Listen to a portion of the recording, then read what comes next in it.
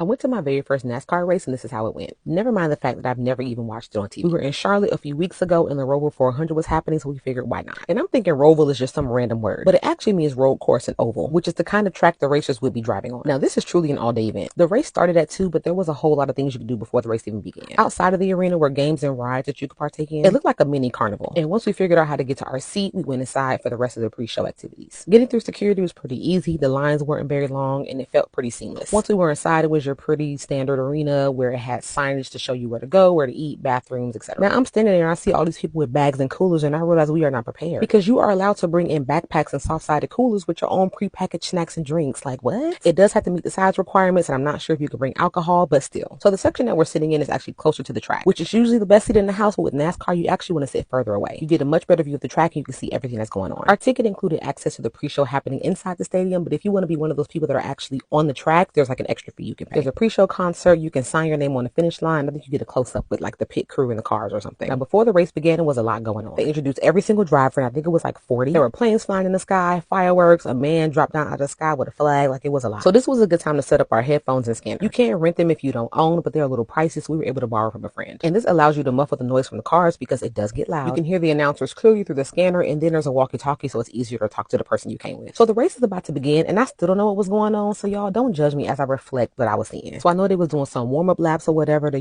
get ready before the race. And I don't know why I thought they was just swerving, but they were really just getting into position side by side so the race could begin. And once that little white pace car got out the way, baby, it was on and popping. It was time for the race to start. And this was a playoff race, so I know the stakes are very high for the drivers. So I'm like, okay, cool, the race has started, and I'm wondering how long we're gonna be here. I look on the screen, y'all, it's 109 laps for this race. Clearly, I failed to do research. So there are 3 stages that take place, and it's almost like little mini races within the big race. The top 10 winners from the first 2 stages get extra points towards their total. Now, the race was cool and all, but let me tell you, the pit stops, that's where the excitement happened. I've never seen a pit crew work with my own 2 eyeballs in real life, so I was having too much fun watching this part. I also didn't realize there were so many different color flags used during the race. Of course, green means go, and the checker flag is for the finish line, but there was this yellow flag that kept popping out whenever things like this would happen. So if an incident occurred that would cause harm to the other drivers, the flag man would wave the yellow flag, which signaled caution. This would pretty much pause the race, and the cars had to line up behind that white pace car who dictated the speed until it was safe to race again. These accidents were kind of exciting, but also like dangerous, so it's like, do I clap in excitement or should I be scared? But in a nutshell, it's really just a bunch of cars going round and round to see who's the winner. And I always assumed it was just about being the first person across the finish line. And that is part of it, but there's like a scoring system involved that makes it a little more complex and that I know nothing about. And at the end of the race, the winner gets to do his celebratory car thing,